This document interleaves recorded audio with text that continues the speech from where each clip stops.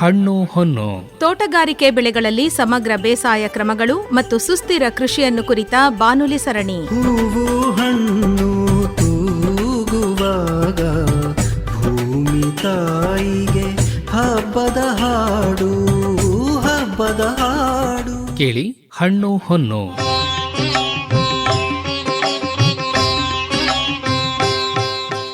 ರೈತ ಬಾಂಧವರೇ, ಇಂದಿನ ಹಣ್ಣು ಹೊನ್ನು ಬಾನುಲಿ ಸರಣಿಯಲ್ಲಿ ಹಾಪ್ಕಾಮ್ಸ್ ಮೂಲಕ ತೋಟಗಾರಿಕಾ ಉತ್ಪನ್ನಗಳ ಮಾರಾಟವನ್ನು ಕುರಿತು ಮೈಸೂರು ಜಿಲ್ಲಾ ಹಾಪ್ಕಾಮ್ಸ್ನ ವ್ಯವಸ್ಥಾಪಕ ನಿರ್ದೇಶಕರಾದ ಎಸ್ಎಂ ಇಂದುಧರ್ ಅವರೊಂದಿಗೆ ಸಂದರ್ಶನವಿದೆ. ಹಣ್ಣು ಹೊನ್ನು.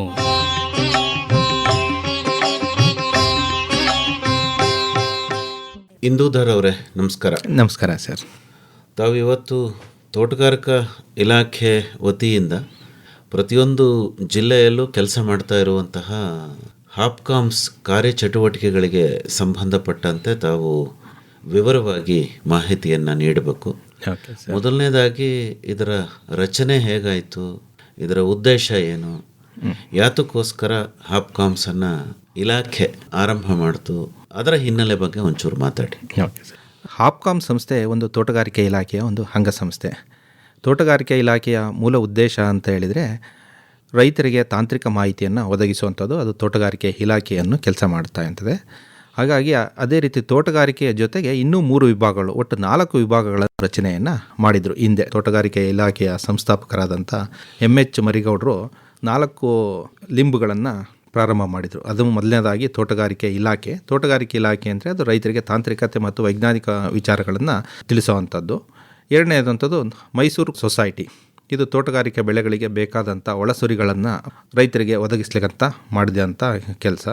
ಮೂರನೇದು ಈ ತೋಟದ ಬೆಳೆಗಳಿಗೆ ನಾವು ಮಾರಾಟ ವ್ಯವಸ್ಥೆಯನ್ನು ಮಾಡಲಿಕ್ಕೆ, ಹಾಗಾಗಿ ಒಂದು ಜಿಲ್ಲಾ ಮಟ್ಟದಲ್ಲಿ ಒಂದು ಸಂಸ್ಕರಣೆ ಮಾರಾಟವನ್ನು ಒದಗಿಸಲಿಕ್ಕೆ ನಾವು ಹಾಪ್ಕಾಮ್ ಸಂಸ್ಥೆಯನ್ನು ತೋಟಗಾರಿಕೆ ಇಲಾಖೆಯಿಂದ ಪ್ರಾರಂಭ ಮಾಡಿದರು.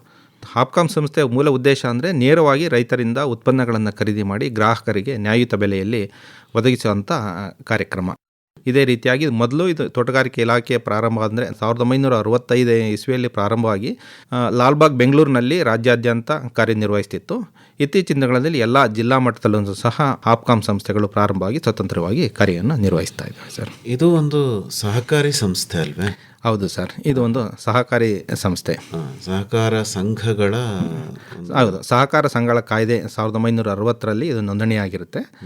ಹಾಗಾಗಿ ಇಲ್ಲಿ ಎಲ್ಲ ತೋಟದ ಉತ್ಪನ್ನಗಳನ್ನು ಬೆಳೀತಕ್ಕಂಥ ರೈತರು ಸಹ ಇದಕ್ಕೆ ಒಂದು ಮೆಂಬರ್ಗಳಾಗಿರ್ತಾರೆ.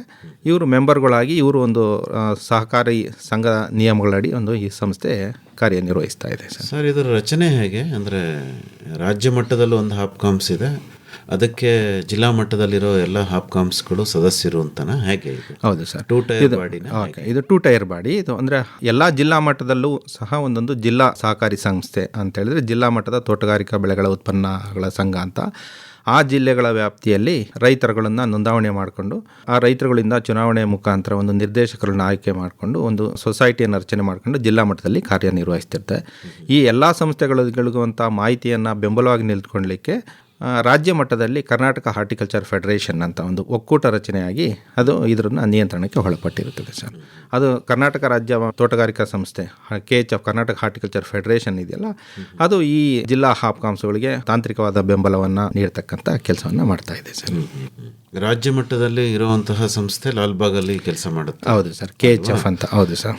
ಈಗ ಜಿಲ್ಲಾ ಮಟ್ಟದಲ್ಲಿ ಕೆಲಸ ಮಾಡುವಂತಹ ಹಾಪ್ಕಾಮ್ಸ್ಗಳು ಜಿಲ್ಲಾ ಮಟ್ಟದ ತೋಟಗಾರಿಕಾ ಇಲಾಖೆ ಆವರಣದಲ್ಲೇ ಇರ್ತವೆ ಅಥವಾ ಹೇಗೆ? ಹೌದು, ಅದರ ಸ್ಥಳದ ಲಭ್ಯತೆಗೆ ಅನುಗುಣವಾಗಿ ಪ್ರಸ್ತುತವಾಗಿರ್ತಕ್ಕಂಥದ್ದು ಎಲ್ಲ ತೋಟಗಾರಿಕೆ ಇಲಾಖೆಯ ಆವರಣದಲ್ಲಿ ಪ್ರಸ್ತುತ ಜಿಲ್ಲಾ ಮಟ್ಟದ ಹಾಪ್ಕಾಮ್ ಸಂಸ್ಥೆಗಳು ಕಾರ್ಯವನ್ನು ನಿರ್ವಹಿಸ್ತಾ ಇದ್ದಾವೆ ಸರ್. ಇದಕ್ಕೆ ಹೇಗೆ ಸದಸ್ಯತ್ವ ಪಡ್ಕೊಳ್ಳೋದು ಹೇಗೆ, ಇದರ ರಚನೆ ಹೇಗೆ, ಅದ್ರ ಬಗ್ಗೆ ಒಂಚೂರು ಹೇಳಿ ಸರ್. ಓಕೆ, ಜಿಲ್ಲಾ ತೋಟಗಾರಿಕಾ ಸಂಸ್ಥೆಗಳು ಅಂತೇಳಿದರೆ ಇದೆಲ್ಲ 1960 ಕರ್ನಾಟಕ ಸಹಕಾರಿ ಸಂಘಗಳ ಕಾಯ್ದೆ ಅನ್ವಯ ಇದು ನೋಂದಣಿಯಾಗಿರುತ್ತೆ. ಆ ಸಂಸ್ಥೆಗಳು ಅದರ ಒಂದು ನಿಬಂಧನೆಗಳನ್ನು ಒಂದು ರಚನೆಯನ್ನು ಮಾಡ್ಕೊಂಡಿರ್ತಕ್ಕಂಥದ್ದು. ಅಂತೇಳಿದರೆ ಇದಕ್ಕೆ ಸದಸ್ಯರಾಗಬೇಕು ಅಂತ ಹೇಳಿದರೆ ಅವರು ರೈತರಾಗಿರಬೇಕು. ಆ ಜಿಲ್ಲೆ ವ್ಯಾಪ್ತಿಯೊಳಗಿರ್ತಕ್ಕಂಥ ಎಲ್ಲ ಬೆಳೆಗಾರರು ಇದರಲ್ಲಿ ನೋಂದಣಿ ಆಗಬಾರ್ದು. ಆ ಸಂಘ ಒಂದು ನಿಗದಿಪಡಿಸಿರ್ತಕ್ಕಂಥ ಶುಲ್ಕವನ್ನು ಪಾವತಿ ಮಾಡಿ ಆ ಸಂಘದಲ್ಲಿ ನಾವು ನೋಂದಣಿಯನ್ನು ಪಡ್ಕೋಬೋದು ಸರ್. ಈಗಲೂ ಅವಕಾಶಗಳಿರುತ್ತಾ ಜಿಲ್ಲಾ ಮಟ್ಟದಲ್ಲಿ? ಹೌದು ಸರ್, ಇದು ನಿರಂತರ ಪ್ರಕ್ರಿಯೆ.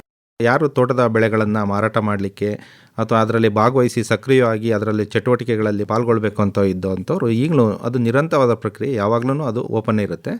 ಅವರು ಆ ಸಂಬಂಧಿಸಿದ ಜಿಲ್ಲಾ ಮಟ್ಟದಲ್ಲಿ ಹಾಪ್ಕಾಮ್ ಸಂಸ್ಥೆಗೆ ಭೇಟಿಯಾಗಿ ಅಲ್ಲಿಂದ ನಿಬಂಧನೆಗಳಿಗೆ ಒಳಪಟ್ಬಿಟ್ಟು ಒಂದು ಅರ್ಜಿಯನ್ನು ಫಿಲ್ ಮಾಡಿಕೊಟ್ಟು ಅದನ್ನು ನೋಂದಣಿ ಮಾಡಿಕೊಂಡು ಮಾಡ್ತಾ ಇದ್ದಾರೆ. ಪ್ರೊಸೀಜರ್ನ ಇನ್ನೊಂದು ಸ್ವಲ್ಪ ವಿವರವಾಗಿ ಹೇಳಬಹುದಾ?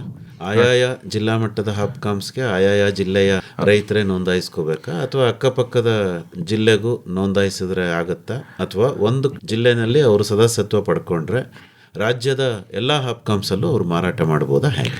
ಇಲ್ಲ, ಪ್ರಸ್ತುತ ಜಿಲ್ಲಾ ಮಟ್ಟದಲ್ಲಿ ಹಾಪ್ಕಾಮ್ಸ್ ಅಂತ ಹೇಳಿದರೆ ಅದರ ನಿಬಂಧನೆಗಳು ಆದರೂ ಕಾರ್ಯವ್ಯಾಪ್ತಿ ಆ ಜಿಲ್ಲಾ ಮಟ್ಟಕ್ಕೆ ಸೀಮಿತವಾಗಿರೋದ್ರಿಂದ ಆ ಜಿಲ್ಲೆಯಲ್ಲಿ ಜಮೀನಿರ್ತಕ್ಕಂಥ ಆ ಜಿಲ್ಲೆಯಲ್ಲಿರ್ತಕ್ಕ ಬೆಳೆಗಾರರು ಮಾತ್ರ ಆ ಸಂಸ್ಥೆಯಲ್ಲಿ ನೋಂದಣಿಯನ್ನು ಮಾಡ್ಕೊಳ್ಳೋದು. ಪಕ್ಕದ ಜಿಲ್ಲೆಯಲ್ಲಿ ಅದಕ್ಕೆ ಅರ್ಹರು ಇರೋದಿಲ್ಲ. ಆಯಾ ಜಿಲ್ಲೆ ವ್ಯಾಪ್ತಿಯ ಒಳಗಿರ್ತಕ್ಕಂಥ ರೈತರುಗಳು ಅಲ್ಲೇ ನೋಂದಣಿ ಮಾಡ್ಕೋಬೇಕು. ಅದು ಪಕ್ಕದ ಜಿಲ್ಲೆ ಅಥವಾ ಇನ್ನೊಂದು ಹಾಪ್ಕಾಮ್ಸ್ ಸದಸ್ಯತ್ವಕ್ಕೆ ಅನ್ವಯಿಸೋದಿಲ್ಲ. ಆಯಿತು. ಈಗ ಅವರು ಬೇರೆ ಹಾಪ್ಕಾಮ್ಸಲ್ಲಿ ನಮ್ಮ ಉತ್ಪನ್ನ ಮಾರ್ತೀವಿ ಅಂದ್ರೆ ಅದಕ್ಕೂ ಅವಕಾಶ ಇರಲ್ವಾ? ಆ ರೀತಿ ಅದನ್ನ ಪರಸ್ಪರ ಆ ಹಾಪ್ಕಾಮ್ಸ್ನ ನಿಬಂಧನೆಗಳೊಳಗೆ ಬಿಟ್ಬಿಟ್ಟು ಅದನ್ನು ಅವರಿಗೆ ಅವರು ಬೆಳೆದಿರ್ತಕ್ಕಂಥ ಪದಾರ್ಥಗಳನ್ನು ನೇರವಾಗಿ ಆ ಸಂಸ್ಥೆಗೆ ಅದನ್ನು ಸರಬರಾಜು ಮಾಡಿ ಮಾರಾಟ ಮಾಡ್ಬೋದು. ಅಥವಾ ಆ ಸಂಸ್ಥೆಯಲ್ಲಿ ಲಭ್ಯ ಇರತಕ್ಕಂಥ ಪದಾರ್ಥಗಳನ್ನು ಅವರು ಅದನ್ನ ಖರೀದಿನೂ ಮಾಡ್ಬೋದು. ಅಂದರೆ ಸದಸ್ಯತ್ವ ಒಂದು ಕಡೆ ಪಡ್ಕೋಬೇಕು, ಸದಸ್ಯತೆ ಒಂದು ಪಡ್ಕೋಬೇಕು. ಅವಕಾಶ ರಾಜ್ಯದಾದ್ಯಂತ ಇದೆ. ರಾಜ್ಯದಾದ್ಯಂತ ಇದೆ. ಓಕೆ. ಈಗ ರಾಜ್ಯದಾದ್ಯಂತ ಅದನ್ನ ನಾವು ಮಾರಾಟ ಮಾಡಲಿಕ್ಕೆ ಎಲ್ಲರಿಗೂ ಮುಕ್ತವಾಗಿರುತ್ತೆ. ಆದ್ಯತೆ ಅಂತ ಅಲ್ಲಿ ಇರ್ತಕ್ಕಂಥ ಸದಸ್ಯರಿಗೆ ನಾವು ಮೊದಲನೇ ಪ್ರಿಫರೆನ್ಸನ್ನು ಕೊಡ್ತೀವಿ. ಯಾಕಂದರೆ ಈಗ ಒಂದು ಆ ಜಿಲ್ಲಾ ಮಟ್ಟದಲ್ಲಿರ್ತಕ್ಕಂಥ ಹಾಪ್ಕಾಮ್ಸು ಆ ಜಿಲ್ಲೆಯಲ್ಲಿ ಬೆಳೆದಿರ್ತಕ್ಕಂಥ ಎಲ್ಲ ತೋಟಗಾರಿಕಾ ಬೆಳೆಗಳನ್ನು ಖರೀದಿ ಮಾಡುವಷ್ಟು ಸಶಕ್ತವಾಗಿಲ್ಲ ಪ್ರಸ್ತುತವಾಗಿ. ಉದಾಹರಣೆಗೆ ಅಂತ ಹೇಳಿದ್ರೆ ಮೈಸೂರು ಜಿಲ್ಲೆಯಲ್ಲಿ ಸುಮಾರು 5,000 to 6,000 ಹೆಕ್ಟೇರು ಬಾಳೆ ಪ್ರದೇಶ ಬೆಳೀತಾ ಇದ್ದೀವಿ. ಇಲ್ಲಿ ಇರ್ತಕ್ಕಂಥ ಹಾಪ್ಕಾಮ್ಸ್ದು ಪರ್ಚೇಸಿಂಗ್ ಕೆಪಾಸಿಟಿ ಅಂದರೆ ಡೈಲಿ 2 to 3 ಟನ್ ಇರುತ್ತೆ. ಅಂದರೆ ಅಲ್ಲಿ ನಾವು ಖರೀದಿ ಮಾಡಬೇಕಾದ್ರೆ ಅದಕ್ಕೆ ಆ ಜಿಲ್ಲೆಯಲ್ಲಿರ್ತಕ್ಕಂಥ ಮೆಂಬರ್ ಆಗಿರ್ತಕ್ಕಂಥ ರೈತರಿಗೆ ಆದ್ಯತೆಯನ್ನು ಕೊಡ್ತೀವಿ. ಸರ್, ಈಗ ರಾಜ್ಯ ಮಟ್ಟದ ಒಂದು ಹಾಪ್ಕಾಮ್ಸ್ ಅಂದ್ರಲ್ಲ, ಅಲ್ಲಿಗೂ ಸದಸ್ಯತ್ವವನ್ನು ಪಡ್ಕೋಬೋದ ರೈತರು, ಹೇಗೆ? ಇಲ್ಲ, ಅಲ್ಲಿ ನೇರವಾಗಿ ರೈತ ಸದಸ್ಯತ್ವ ಇಲ್ಲ. ಅದು ತೋಟಗಾರಿಕಾ ಮಹಾಮಂಡಳ ಈ ಎಲ್ಲ ಜಿಲ್ಲಾ ಹಾಪ್ಕಾಮ್ಸ್ಗಳನ್ನು ಅದು ನಿಯಂತ್ರಣನ ಮಾಡುತ್ತೆ. ಅದು ಅಲ್ಲಿ ನೇರವಾಗಿ ರೈತರು ಇರಲಾಗಲ್ಲ. ಈ ಸಂಸ್ಥೆ ಜಿಲ್ಲಾ ಹಾಪ್ಕಾಮ್ಸ್ಗಳು ಅದರಲ್ಲಿ ಒಬ್ಬರು ಮೆಂಬರ್ ಆಗಿ ಅವರು ರಚನೆಯನ್ನು ಮಾಡ್ಕೊಂಡು ಏನೇನು ರೂಪುರೇಷೆಗಳನ್ನು ಹಾಪ್ಕಾಮ್ಸ್ನ ಬಲವರ್ಧನೆ ಮಾಡಲಿಕ್ಕೆ, ತಾಂತ್ರಿಕ ಮಾಹಿತಿ, ಫೈನಾನ್ಷಿಯಲ್ ಸಪೋರ್ಟ್ ಇದನ್ನೆಲ್ಲ ಮಾಡಲಿಕ್ಕೆ ಅವರು ಮಾರ್ಗದರ್ಶನ ನೀಡ್ತಾರೆ. ಸರ್, ಈಗ ಹಾಪ್ಕಾಮ್ಸ್ ಆಡಳಿತ ಅಂದರೆ ಇಲಾಖೆನವರು ನೀವು ಇರ್ತೀರಿ ಮತ್ತೆ ರೈತರು ಕೂಡ ಇರ್ತಾರೆ. ಇದರ ಆಡಳಿತ ಹೇಗೆ ಸರ್? ಇದು ಮೈಸೂರು ಜಿಲ್ಲಾ ಹಾಪ್ಕಾಮ್ಸ್ಗಳದು ಕಾರ್ಯವ್ಯಾಪ್ತಿ ಅಥವಾ ಆಡಳಿತ ಹೇಗೆ ಅಂತ ಹೇಳಿದರೆ, ಅದರಲ್ಲಿ ಮೊದಲನೇದಾಗಿ ಇದು ರೈತರ ಸಂಸ್ಥೆ. ಇಲ್ಲಿರ್ತಕ್ಕಂಥ ಎಲ್ಲ ರೈತ ಸದಸ್ಯರುಗಳೇ ಇದರದ್ದು ಮೆಂಬರ್ಗಳು. ಇವರು ಈ ಮೆಂಬರ್ಗಳೆಲ್ಲ ಸೇರಿಕೊಂಡು ನಾವು ಒಂದು ಕರ್ನಾಟಕ ಸಹಕಾರಿ ಕಾಯ್ದೆ ಅನ್ವಯ ಚುನಾವಣೆ ನಡೆಸಿ ಅಲ್ಲಿ ಒಂದು ತಾಲೂಕಿಗೆ ಒಬ್ಬರ ನಿರ್ದೇಶಕರನ್ನು ಆಯ್ಕೆ ಮಾಡ್ತಾರೆ. ಪ್ರತಿ ತಾಲೂಕಿಗೆ ಒಬ್ಬರ ನಿರ್ದೇಶಕರನ್ನು ಆಯ್ಕೆ ಮಾಡ್ಕೊಳ್ತಾರೆ. ಉದಾಹರಣೆಗೆ ಮೈಸೂರು ಜಿಲ್ಲೆಯಲ್ಲಿ 7 ತಾಲೂಕಿಂದ 7 ನಿರ್ದೇಶಕರು, ಆಮೇಲೆ ಅದರಲ್ಲಿ 2 ಮಹಿಳಾ ನಿರ್ದೇಶಕರು, ಒಂದು ಪರಿಶಿಷ್ಟ ಜಾತಿ, ಇನ್ನೊಂದು ಪರಿಶಿಷ್ಟ ವರ್ಗ ಮತ್ತು ಹಿಂದುಳಿದ ವರ್ಗಗಳು, ಈ ರೀತಿ ನಿರ್ದೇಶಕರು ಇರ್ತಾರೆ. ಮತ್ತು ಇವರಿಗೆ ತಾಂತ್ರಿಕವಾಗಿ ಬೆಂಬಲ ನೀಡಲಿಕ್ಕೆ ನಮ್ಮ ತೋಟಗಾರಿಕೆ ಇಲಾಖೆಯ ಜಿಲ್ಲಾ ಮುಖ್ಯಸ್ಥರು ಅದು ಸಹ ಒಬ್ಬರು ಸರ್ಕಾರದಿಂದ ನಿರ್ದೇಶಕರು ಇರ್ತಾರೆ. ಮತ್ತು ಇದಕ್ಕೊಂದು ಆಡಳಿತಕ್ಕೆ ನೆರವನ್ನು ನೀಡಲಿಕ್ಕೆ ಒಂದು ಸಹಕಾರಿ ಇಲಾಖೆಯಿಂದ ಡೆಪ್ಟಿ ರಿಜಿಸ್ಟ್ರಾರ್ ಅವರು ಒಬ್ಬರು ನಿರ್ದೇಶಕರು ಇರ್ತಾರೆ. ಸರ್, ಇವರೆಲ್ಲ ಸೇರಿಕೊಂಡು ಚರ್ಚೆ ಮಾಡಿ ಅದನ್ನು ಆಡಳಿತನ ಯಾವ ರೀತಿ ಅದನ್ನು ನಿಯಂತ್ರಣ ಮಾಡಬೇಕು ಅಂತ ಹೇಳ್ಬಿಟ್ಟು ಈ ಬೋರ್ಡಲ್ಲಿ ಆಡಳಿತ ಮಂಡಳಿ ಸಭೆಯಲ್ಲಿ ಚರ್ಚೆ ಮಾಡಿಕೊಂಡು ಇದನ್ನ ಸಂಸ್ಥೆಯನ್ನು ಮುನ್ನಡೆಸ್ತಾರೆ. ಈಗ ವ್ಯವಸ್ಥಾಪಕ ನಿರ್ದೇಶಕರಾಗಿ ತಾವಿದ್ದೀರಿ. ಹೌದು ಸರ್. ಅಲ್ವಾ? ಹೌದು ಸರ್. ಅಂದರೆ ಪ್ರತಿಯೊಂದು ಹಾಪ್ಕಾಮ್ಸ್ಗೂ ಒಬ್ಬರು MD ಇರ್ತಾರೆ. ಹೌದು ಸರ್. ಹೌದು. ಆಮೇಲೆ ನಿಮ್ಮ ಇಲಾಖೆಯಿಂದ ನಿರ್ವಹಣೆ ಮಾಡೋದಕ್ಕೆ ಏನು ಕ್ಲರ್ಕ್ಸು ಮತ್ತೊಬ್ಬರು ಅವರೆಲ್ಲ ನಿಮ್ಮ ಇಲಾಖೆಯವರೇ ಇರ್ತಾರೆ, ಹಾಗೆ? ಓಕೆ. ಇದು ಪ್ರಾರಂಭವಾಗಿರ್ತಕ್ಕಂಥಲ್ಲ ಈ ಸಂಸ್ಥೆ ಇನ್ನೂ ಹೆಚ್ಚು ಬಲವರ್ಧನೆ ಆಗಿ ಸ್ಟ್ರೆಂಥನ್ ಆದಮೇಲೆ ಅದು ಸಂಸ್ಥೆ ತನ್ನಷ್ಟಕ್ಕೆ ತಾನೇ ಅದಕ್ಕೆ ಬೇಕಾದಂಥ ಸಿಬ್ಬಂದಿಗಳನ್ನ ನಿಯೋಜನೆ ಮಾಡಿಕೊಂಡು ಕರ್ತವ್ಯ ನಿರ್ವಹಿಸುತ್ತೆ.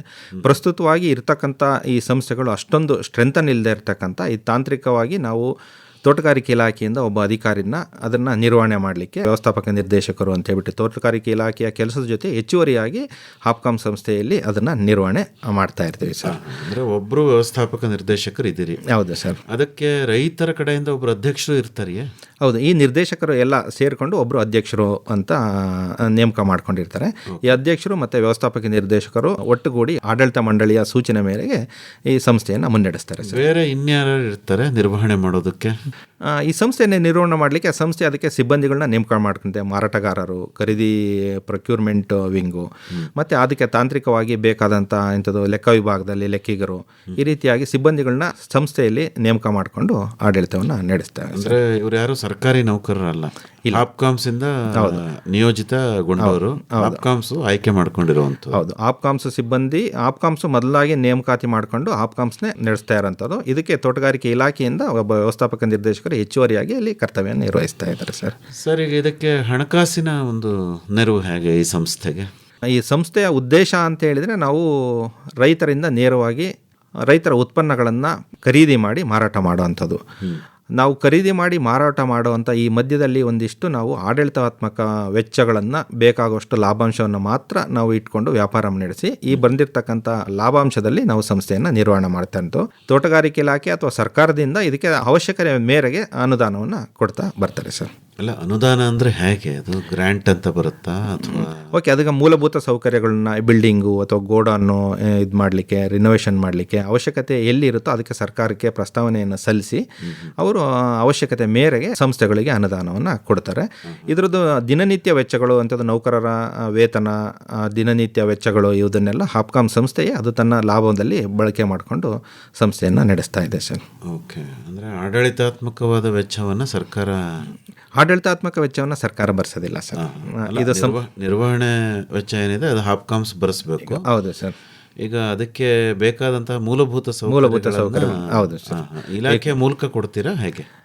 ಇಲ್ಲ, ನೇರವಾಗಿ ಹಾಪ್ಕಾಮ್ ಸಂಸ್ಥೆಗೆ ಬಿಡುಗಡೆ ಮಾಡ್ತಾರೆ. ಆ ಸಂಸ್ಥೆ ಅದು ಆಡಳಿತ ಮಂಡಳಿಯಲ್ಲಿ ಚರ್ಚೆ ಮಾಡ್ಕೊಂಡು ಅವಶ್ಯಕತೆ ಮೇರೆಯಾಗಿ ಅದನ್ನು ಅನುಷ್ಠಾನ ಮಾಡ್ತಾನೆ. ಈ ರಾಜ್ಯ ಮಟ್ಟದಲ್ಲಿ ಇದೆಯಲ್ಲ ಮಾತೃ ಸಂಸ್ಥೆ, ಅದರ ಕೆಲಸ ಏನು? ಓಕೆ, ಈ ರೀತಿ ಎಲ್ಲ ಜಿಲ್ಲಾ ಮಟ್ಟದ ಹಾಪ್ಕಾಮ್ಸ್ಗಳನ್ನು ಯಾವ ರೀತಿ ಕರ್ತವ್ಯ ನಿರ್ವಹಣೆ ಮಾಡ್ತಿದ್ದಾವೆ, ಅದರಲ್ಲಿ ಏನು ವಹಿವಾಟು ನಡೆಸ್ತಾ ಇದ್ದಾವೆ, ಎಲ್ಲಿ ಅದು ಏನು ಲೋಪಗಳನ್ನ ಮಾಡ್ತಾ ಇದೆ, ಮತ್ತು ಅದಕ್ಕೆ ಏನು ತಾಂತ್ರಿಕ ನೆರವು ಬೇಕು, ಮತ್ತು ಈ ರೀತಿ ಬೇಕಂತ ಆಡಳಿತಾತ್ಮಕ ವೆಚ್ಚ ಅಥವಾ ಅದು ಮೂಲಭೂತ ಸೌಕರ್ಯಗಳ ಬೇಕಾದಂಥದ್ದು ಹಣಕಾಸಿನ ನೆರವು ಬೇಕಾದಾಗ ಆ ಸಂಸ್ಥೆಯ ಮೂಲಕ ಅದು ಸರ್ಕಾರದಿಂದ ಹಾಪ್ಕಾಮ್ಸ್ಗಳಿಗೆ ಅಂತ ಹೇಳ್ಬಿಟ್ಟು ನೇರವಾಗಿ ಜಿಲ್ಲಾ ಹಾಪ್ಕಾಮ್ಸ್ಗಳಿಗೆ ಯಾವುದೇ ಅನುದಾನ ಇದನ್ನು ಕೊಡಲ್ಲ. ನಮ್ಮ ರಾಜ್ಯ ಮಟ್ಟದಲ್ಲಿರ್ತಕ್ಕಂಥ ತೋಟಗಾರಿಕಾ ಮಹಾಮಂಡಲಕ್ಕೆ ನಾವು ಪ್ರಸ್ತಾವನೆ ಸಲ್ಲಿಸಿ ಅವರು ಸರ್ಕಾರದಿಂದ ಅನುದಾನವನ್ನು ಸೆಳೆದು ಜಿಲ್ಲಾ ಮಟ್ಟದ ಅವಶ್ಯಕತೆ ಮೇರೆಗೆ ಅವರು ಪರಿಶೀಲನೆ ಮಾಡಿ ಅನುದಾನವನ್ನು ಕೊಡ್ತಾರೆ ಸರ್. ಓಕೆ, ಈಗ ಇಲಾಖೆಯ ಹಸ್ತಕ್ಷೇಪ ಏನಿರಲ್ಲ ಹಾಪ್ಕಾಮ್ಸಿನ ನಿರ್ವಹಣೆಯಲ್ಲಿ? ಇಲ್ಲ, ತೋಟಗಾರಿಕೆ ಇಲಾಖೆಯ ಹಸ್ತಕ್ಷೇಪ ಇಲ್ಲ. ನಾವು ಒಂದಿಷ್ಟು ಇಂಥದ್ದು ಸರ್ಕಾರಿ ನಿಯಮಗಳನ್ನು ನಾವು ಇದನ್ನ ಪಾಲನೆ ಮಾಡಬೇಕು ಅಂತ ಹೇಳ್ತೀವಿ. ಸಹಕಾರಿ ನಿಯಮಗಳನ್ನು ಪಾಲನೆ ಮಾಡಬೇಕು, ಅದನ್ನು ಮಾಡ್ತಾ ಇರೋಲ್ಲ ಅಂತ ಹೇಳ್ಬಿಟ್ಟು ನಾವು ಮೇಲುಸ್ತುವಾರಿ ಮಾಡ್ತಾ ಇರ್ತೀವಿ. ಅದನ್ನು ಎಲ್ಲ ಸಂಪೂರ್ಣವಾಗಿ ಆಡಳಿತ ಮಂಡಳಿಯೇ ತೀರ್ಮಾನಗಳ್ಕೊಂಡು ಯಾವುದು ಸರಿ ತಪ್ಪು, ಯಾವುದನ್ನು ನಿಯಮಬದ್ಧವಾಗಿ ಮಾಡಬೇಕು ಅನ್ನೋದನ್ನು ಆಡಳಿತ ಮಂಡಳಿಯಲ್ಲಿ ಚರ್ಚೆ ಮಾಡಿ ತೀರ್ಮಾನಗಳನ್ನ ಕೈಗೊಳ್ಳುತ್ತೆ. ತಾವೇ ಹೇಳಿದಾಗೆ ತಾಲೂಕಿಗೆ ಒಬ್ಬರು ಪ್ರತಿನಿಧಿ, ಅವರಲ್ಲೇ ಒಬ್ಬ ಅಧ್ಯಕ್ಷ, ಇದೇ ಆಡಳಿತ ಮಂಡಳಿ ತಾನೆ? ಹೌದು ಸರ್. ಹೌದು. ಅಂದ್ರೆ ಅಧ್ಯಕ್ಷರಿಗೆ ಪರಮಾಧಿಕಾರ ಇರುತ್ತಾ? ಹೌದು, ಅಧ್ಯಕ್ಷರಿಗೆ ಪರಮಾಧಿಕಾರ ಇರುತ್ತೆ. ಅವರು ಆ ಸಂಸ್ಥೆಯ ನಿಬಂಧನೆಗಳಿಗೆ ಒಳಪಟ್ಟು ಆ ಮಿತಿಯಲ್ಲಿ ಅವರು ತೀರ್ಮಾನಗಳನ್ನ ತಗೋಬೇಕು. ಅಂದ್ರೆ ವ್ಯವಸ್ಥಾಪಕ ನಿರ್ದೇಶಕರು ಅಧ್ಯಕ್ಷರು ಸೇರಿ ಜೊತೆಗೂಡಿ ನೀವು ಬೋರ್ಡ್ ಮೀಟಿಂಗ್ಗಳನ್ನು ಮಾಡ್ತಾ? ಹೌದು, ಪ್ರತಿ ಮಾಹೆ ಆ ಬೋರ್ಡ್ ಮೀಟಿಂಗಲ್ಲಿ ಚರ್ಚೆ ಮಾಡಿ ಆ ತಿಂಗಳು ವಹಿವಾಟು ಎಷ್ಟಾಯಿತು, ಎಷ್ಟು ನಾವು ಗ್ರಾಹಕರಿಂದ ಪರ್ಚೇಸ್ ಮಾಡಿದ್ದೀವಿ, ಇನ್ನು ಯಾವ ರೀತಿ ನಾವು ಇದನ್ನು ಅಭಿವೃದ್ಧಿ ಮಾಡಬೇಕು, ನೇರವಾಗಿ ರೈತರುಗಳಿಗೆ ಇನ್ನು ಹೆಚ್ಚಿನ ಪದಾರ್ಥವನ್ನು ನಾವು ರೈತರುಗಳಿಂದ ಯಾವ ರೀತಿ ಖರೀದಿ ಮಾಡಬೇಕು ಅನ್ನೋದನ್ನು ಚರ್ಚೆ ಮಾಡಿಬಿಟ್ಟು ತೀರ್ಮಾನಗಳನ್ನು ತಗೊಳ್ತೀವಿ ಸರ್. ಓಕೆ ಸರ್, ನಿಮ್ಮದೇ ಒಂದು ನಿಬಂಧನೆ ಬೈಲಾ ಅಂತ ಇಟ್ಕೊಂಡಿರ್ತೀವಿ. ಅದ್ರ ಪ್ರಕಾರ ತಾವು ಕಾಯ್ದೆ ಕಾನೂನುಗಳನ್ನು ನೀವೇ ಮಾಡಿಕೊಂಡು ಅದನ್ನು ಪಾಲಿಸಬೇಕಾದಂತಹ ಒಂದು ಪರಿಸ್ಥಿತಿ ಇದೆ. ಹೌದು ಸರ್. ಈಗ ಹೇಳಿ ಸರ್, ಯಾವ ರೀತಿ ನೀವು ರೈತರಿಂದ ತೋಟಗಾರಿಕಾ ಉತ್ಪನ್ನಗಳನ್ನು ಖರೀದಿ ಮಾಡ್ತೀರಿ? ಓಕೆ, ಈ ತೋಟಗಾರಿಕಾ ಉತ್ಪನ್ನಗಳಂತ ಹೇಳಿದರೆ ನಾವು ಒಂದು ಜಿಲ್ಲಾ ಹಾಪ್ಕಾಮ್ಸ್ಗಳಲ್ಲಿ ಒಂದು ನೇರವಾಗಿ ನಾವು ಒಂದಿಷ್ಟು ಮಾರಾಟ ಮಳಿಗೆಗಳನ್ನು ಅಂತ ನಾವು ಸ್ಥಾಪನೆ ಮಾಡ್ಕೊಂಡಿದ್ದೀವಿ ಸಂಸ್ಥೆ ನಿರ್ವಹಣೆ ಮಾಡಲಿಕ್ಕೆ. ಈ ಮಾರಾಟ ಮಳಿಗೆಗಳಿಗೆ ಅವಶ್ಯಕವಾದ ಹಣ್ಣು ತರಕಾರಿಗಳನ್ನ ನಾವು ನೇರವಾಗಿ ರೈತ ಸದಸ್ಯರಿಂದ, ಅಂದರೆ ಸಂಸ್ಥೆಯ ಸದಸ್ಯರಿಗೆ ಆದ್ಯತೆಯನ್ನು ಕೊಟ್ಬಿಟ್ಟು ಅವರಿಂದ ಪರ್ಚೇಸನ್ನು ಮಾಡ್ತೀವಿ. ಇದಕ್ಕೆ ಬೆಲೆಯನ್ನು ನಿಗದಿ ಮಾಡಬೇಕು. ನಮ್ಮಲ್ಲಿ ದರ ಸಂಗ್ರಹಣೆಗಾರರು ಅಂತ ಇರ್ತಾರೆ. ಅವರು ಮಾರ್ಕೆಟ್ ತುಂಬ ಇಲ್ಲಿ APMC, ಬಂಡಿಪಾಳ್ಯ, ಗನ್ನೌಸ್ ಹತ್ರ ಮತ್ತು ಇಲ್ಲಿ ಎಲ್ಲ ಕಡೆ ಎಲ್ಲಿ ಮಾರುಕಟ್ಟೆಗಳಿದ್ದಾವೆ ಅಲ್ಲಿ ಹೋಗ್ಬಿಟ್ಟು ನೋಡಿ ಬೆಲೆ ಏನಿರುತ್ತೆ ಅಂತ ಹೇಳ್ಬಿಟ್ಟು ಬೆಲೆಗಳನ್ನ ಒಂದು ದರವನ್ನು ಪಟ್ಟಿ ಸಂಗ್ರಹಣೆ ಮಾಡ್ತಾರೆ. ಆ ಸಂಗ್ರಹಣೆ ಮಾಡಿ ಅದಕ್ಕಿಂತ ನಾವು ₹1 ಅಥವಾ ₹2 ಒಂದು ಕೆಜಿಗೆ ಹೆಚ್ಚು ಬೆಲೆಯನ್ನು ಕೊಟ್ಬಿಟ್ಟು ನಾವು ನೇರವಾಗಿ ರೈತರಿಂದ ನಾವು ಖರೀದಿ ಮಾಡ್ತೀವಿ ತರಕಾರಿಗಳನ್ನ, ಹಣ್ಣುಗಳನ್ನ. ಬೆಲೆ ನಿಗದಿ ಮಾಡೋದಕ್ಕೆ ಏನೇನು ಪರಿಗಣಿಸ್ತಿರ್ತಾವೆ? ಇಲ್ಲಿ ನಾವು APMC ಸಗಟು ಮಾರಾಟ ಅದನ್ನು ನೋಡ್ತೀರಾ ಅಥವಾ ಈ ವೆಬ್ಸೈಟ್ ನೋಡ್ತೀರಾ ಹೇಗೆ? ಇಲ್ಲ, ಇಲ್ಲಿ ಮೈಸೂರು ಇದಾಗ ಬಾಳೆ ಬೆಲೆಯನ್ನು ನಿಗದಿ ಮಾಡಬೇಕಂತ ಹೇಳಿದ್ರೆ ನಮ್ಮದು APMC ಬಂಡಿಪಾಳ್ಯದಲ್ಲಿ ಮತ್ತು ನಮ್ಮ ಇಲ್ಲಿ ಮೈಸೂರು ಮಾರುಕಟ್ಟೆಗಳಲ್ಲಿ ಬೆಲೆಗಳನ್ನು ಹೋಗ್ಬಿಟ್ಟು ಬೆಳಿಗ್ಗೆ ಹೊತ್ತು ನಮ್ಮ ದರ ಸಂಗ್ರಹಣೆಗಾರರು ಬೆಲೆಯನ್ನು ನೋಡಿ ಅಲ್ಲಿ ಏನು ನಡೀತಾ ಇದೆ ಅಂತ ವಿದ್ಯಮಾನಗಳನ್ನ ನೋಡಿ ದರಗಳನ್ನೆಲ್ಲ ಸಂಗ್ರಹಣೆ ಮಾಡಿ ಅದ್ರದ್ದು ಮೇಲೆ ನಾವು ದರವನ್ನು ನಿಗದಿಪಡಿಸ್ತೀವಿ ಸರ್. ಓಕೆ, ಅಂದರೆ ಈಗ ಅವ್ರಿರೋ ಜಾಗಕ್ಕೆ ನೀವೇ ಹೋಗ್ತೀರೋ ಅಥವಾ ನೀವಿರೋ ಜಾಗಕ್ಕೆ ಅವ್ರು ಬರಬೇಕು? ಇಲ್ಲ, ನಾವು ನಮ್ಮ ದರ ಸಂಗ್ರಹಣೆಗಾರರೇ ಎಲ್ಲಿ ವಹಿವಾಟು ಏನು ನಡೀತಾ ಇರುತ್ತಲ್ಲ ಅದನ್ನು ಹೋಗ್ಬಿಟ್ಟು ಅಲ್ಲಿ ಹೆಚ್ಚು ಬೆಲೆ ಯಾವುದಕ್ಕೆ ಇರುತ್ತೆ, ಏನು ಮಧ್ಯ ಯಾವುದು ಬೆಲೆ, ಯಾವ ಪದಾರ್ಥಕ್ಕೆ ಯಾವ ಬೆಲೆ ಕೊಡ್ತಾರೆ ಅನ್ನೋದನ್ನು ನೋಡಿ ಆಮೇಲೆ ನಾವು ದರವನ್ನು ನಿಗದಿ ಮಾಡ್ತೀವಿ ಸರ್. ಆಯಿತು ಸರ್. ಈಗ ರೈತರು ನಿಮ್ಮಲ್ಲಿಗೆ ಬರಬೇಕಾ ಉತ್ಪನ್ನ ತಗೊಂಡು ಅಂತ ಹೇಳ್ತಿದ್ದೀನಿ? ಹೌದು, ನೇರವಾಗಿ ಅವರು ನಮ್ಮಲ್ಲಿ ಉತ್ಪನ್ನ ಈ ಪ್ರಸ್ತುತವಾಗಿ ಅಂತ ಹೇಳಿದ್ರೆ ಬೆಳೆದಂಥ ಉತ್ಪನ್ನಗಳನ್ನು ಅಷ್ಟೂ ಖರೀದಿ ಮಾಡಲಿಕ್ಕೆ ನಮ್ಮಲ್ಲಿ ಸಾಮರ್ಥ್ಯ ಇಲ್ಲದೆ ಇರೋದ್ರಿಂದ ರೈತರು ಬೆಳೆದಂಥ ನಮಗೆ ನಾವು ಇಂಡೆಂಟ್ ಅಂತ ಕೊಡ್ತೀವಿ ಅವರಿಗೆ. ಸುಮ್ಮನೆ ನಮ್ಮ ಆದ್ಯತೆ ಮೇರೆಗೆ ನಮ್ಮಲ್ಲಿ ಪ್ರೊಕ್ಯೂರ್ಮೆಂಟ್ ಗೋಡನ್ಗಳಿದ್ದಾವೆ. ಆ ಗೋಡನ್ನಲ್ಲಿ ಬಂದುಬಿಟ್ಟು ನಾವು ಯಾವ ದಿನ ಎಷ್ಟು ಸಪ್ಲೈ ಬೇಕು ಅಂತ ಹೇಳ್ಬಿಟ್ಟು ನಾವು ಅವರಿಗೆ ಮುಂಜಾಗ್ರತೆಯಾಗಿ ನಾವು ಅವರಿಗೆ ಮಾಹಿತಿಯನ್ನು ಸಲ್ಲಿಸಿ ಅವರಿಗೆ ಹೇಳಿರ್ತೀವಿ. ಅವರು ಆ ದಿನ ನಮಗೆ ಎಷ್ಟು ಪದಾರ್ಥ ಬೇಕೋ ಅದನ್ನು ತಂದುಬಿಟ್ಟು ಮಾರಾಟ ಮಾಡಬೇಕು ಸರ್. ಹಣ ಪಾವತಿ ಎಲ್ಲ ಹೇಗೆ? ಹಣ ಪಾವತಿ ಎಲ್ಲ ನೇರವಾಗಿ ನಾವು ಅವರಿಗೆ ನೆಫ್ಟ್ ಮೂಲಕ, ಬ್ಯಾಂಕ್ ಮೂಲಕ ಅವರಿಗೆ ನಾವು ಮರುದಿನನೇ ಪಾವತಿ ಮಾಡ್ತೀವಿ ಸರ್. ಓಕೆ. ಮತ್ಸ್ಯತರಂಗ ಮತ್ಸ್ಯತರಂಗ ಮತ್ಸ್ಯತರಂಗ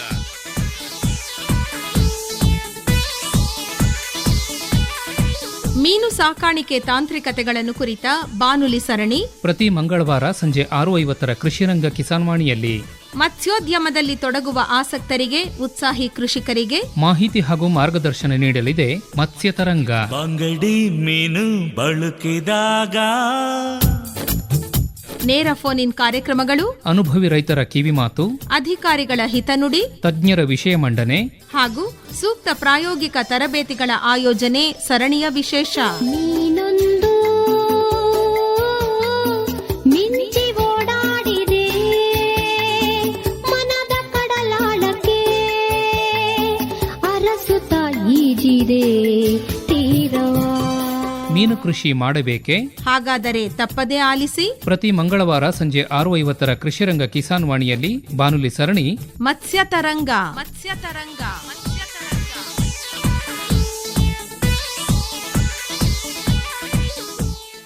ಈಗ ನಿಮ್ಮ ಮಾರಾಟ ಕೇಂದ್ರಗಳನ್ನು ತೆಗಿತೀರಲ್ಲ ತಾವು? Okay sir. ಈಗ ಮೈಸೂರು ಜಿಲ್ಲಾ ಹಾಪ್ಕಾಮ್ಸ್ ಅಂತ ಇಟ್ಕೊಳ್ಳಿ.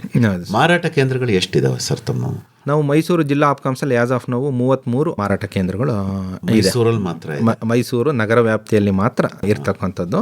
ಮತ್ತು ನರಸೀಪುರ ತಾಲೂಕಲ್ಲಿ ಒಂದಿದೆ. ಮತ್ತು ಒಂದು ಆಸ್ಪತ್ರೆ, ಜಯದೇವ ಆಸ್ಪತ್ರೆ ಆವರಣದಲ್ಲಿ ಒಂದು ಮಳಿಗೆ ಇದೆ. CFTRI ಕ್ಯಾಂಪಸ್ಸಲ್ಲಿ ಒಂದಿದೆ. RBI ಕ್ಯಾಂಪಸ್ಸಲ್ಲಿ ಒಂದು ಮಾರಾಟ ಮಳಿಗೆ ಇದೆ ಸರ್. ಓಕೆ. ಈ ಮಳಿಗೆಗಳನ್ನು ತಾವು ತೆರಿತೀರಲ್ಲ, ಹೌದು ಸರ್. ಅದಕ್ಕೆ ಏನು ನಿಬಂಧನೆ ಇದೆ?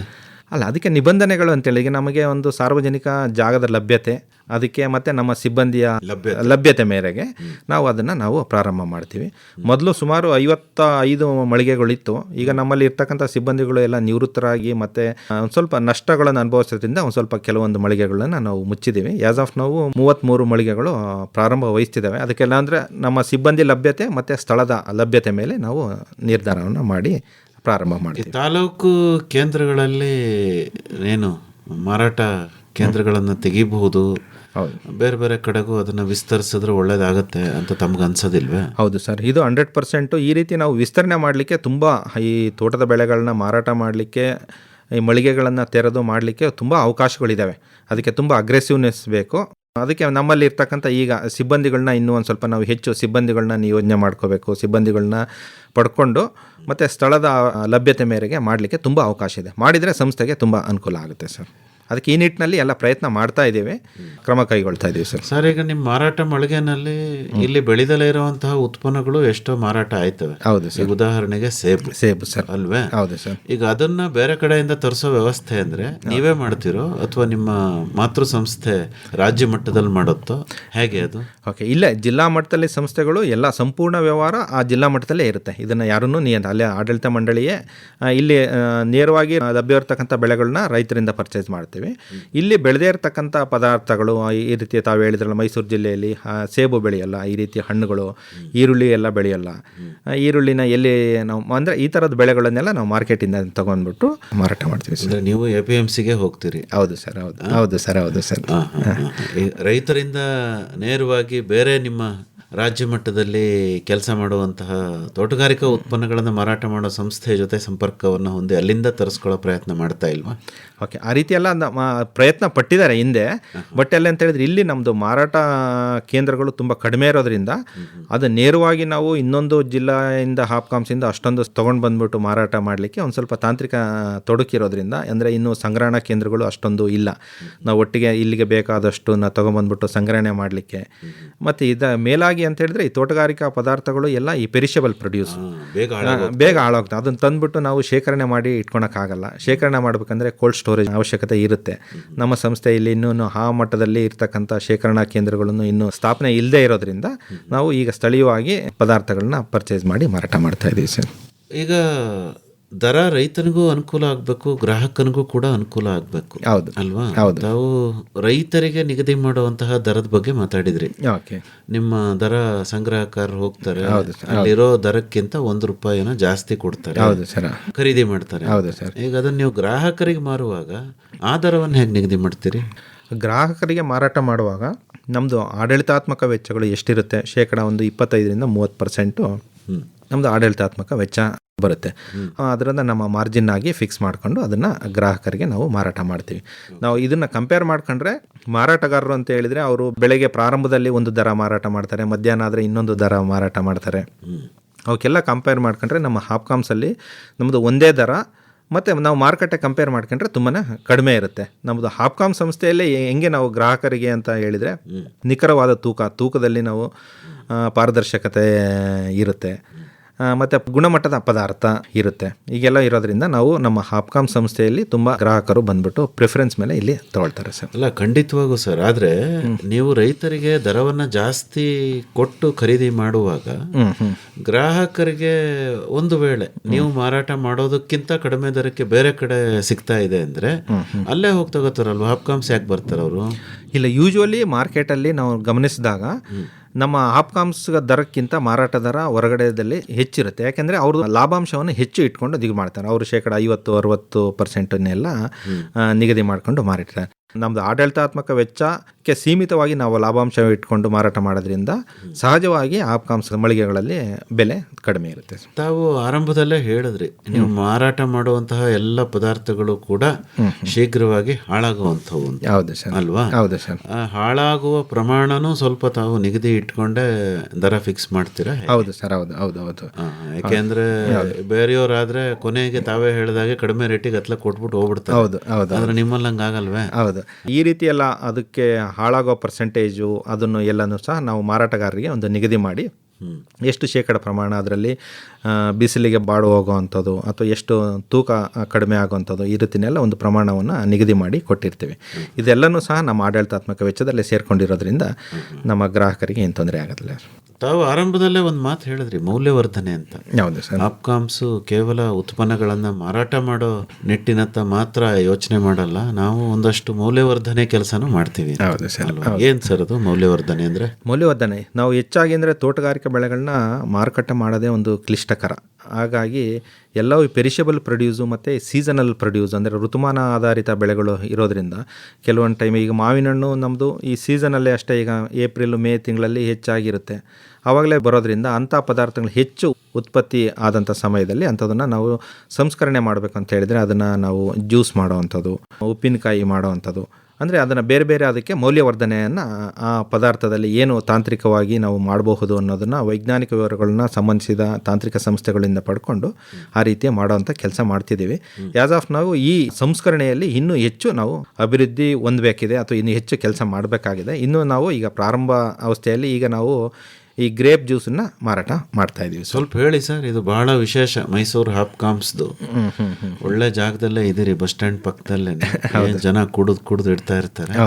ಹೇಳಿ ಸರ್, ಇದನ್ನ ಹೇಗೆ ತಯಾರು ಮಾಡ್ತೀರಿ, ಮತ್ತೆ ದ್ರಾಕ್ಷಿನ ಎಲ್ಲಿಂದ ತರಿಸ್ತೀರಿ, ಮತ್ತೆ ಹೇಗೆ ಮಾರ್ತೀರಿ, ಇದರಿಂದ ಏನು ಪ್ರಯೋಜನ ಆಗಿದೆ? ಓಕೆ, ಇದು ಅಂತ ಹೇಳಿದ್ರೆ ನಾವು ತಾಜಾ ದ್ರಾಕ್ಷಿ ಹಣ್ಣಿನ ರಸ ಮೊದಲಿಂದಾಗಿ ಅದರದೇ ಆದಂಥ ರುಚಿಗೆ ಜನಗಳು ತುಂಬ ಅದನ್ನು ಬಳಕೆ ಮಾಡ್ತಾ ಇದ್ದಾರೆ, ಮಾರು ಹೋಗಿದ್ದಾರೆ ಸರ್.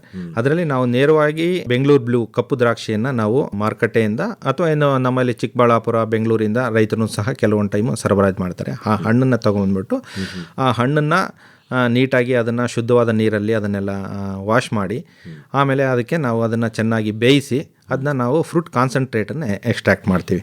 ಆ ಫ್ರೂಟ್ ಕಾನ್ಸಂಟ್ರೇಟ್ ಮಾಡಿಬಿಟ್ಟು ಆ ತಾಜಾ ರಸನ ನಾವು ತಂಪು ಮಾಡಿ ಅದನ್ನ ಕೂಲ್ ಮಾಡಿ ನಾವು ಗ್ರಾಹಕರಿಗೆ ಮಾರಾಟ ಮಾಡ್ತಾ ಇದ್ದೀವಿ ಸರ್. ಅದರಿಂದ ನೇರವಾಗಿ ಮಾರಾಟ ಮಾಡ್ತಾ ಇರೋದ್ರಿಂದ ಅದರಲ್ಲಿ ಯಾವುದೇ ರೀತಿಯಾಗಿ ನಾವು ಅಡಿಟಿವ್ಸ್ನ ಅಂತೇಳಿ ಫ್ರೂಟ್ ಪ್ರಿಸರ್ವೇಟಿವ್ಸು ಅಂಥದನ್ನು ಏನೂ ಹಾಡು ಮಾಡೋದಿಲ್ಲ. ನೇರವಾಗಿ ದ್ರಾಕ್ಷಿ ಹಣ್ಣು ಸವಿದಷ್ಟೇ ರುಚಿಯಾಗಿರೋದ್ರಿಂದ ಅದನ್ನು ಹೆಚ್ಚು ಗ್ರಾಹಕರು ಬಳಕೆ ಮಾಡ್ತಾರೆ. ಎಲ್ಲಿದೆ ಸರ್ ನಿಮ್ಮ ಪ್ರೊಸೆಸಿಂಗ್ ಪ್ಲಾಂಟ್?